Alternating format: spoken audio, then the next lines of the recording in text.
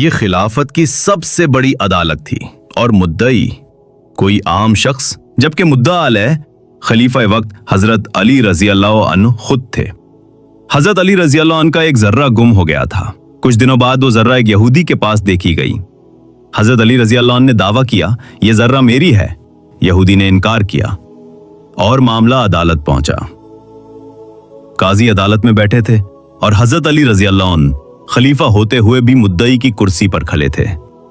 काजी ने गवाह मांगे। हजरत अली रजी अल्लाह अन्हु के पास गवाह नहीं थे, तो काजी ने फैसला कर दिया, जर्रा यहूदी की है। यही तो हजरत अली रजी अल्लाह अन्हु थे जिन्होंने अदल को रिश्ते, रुतबे और खुद पर भी मुकद्दम रखा, और वो यहूदी जिसने ये सब देखा, कहा ये दीन सच्चा है और वो इस्लाम ले आया। याद रखो, जहां इंसाफ हो वही असल खिलाफत होती है।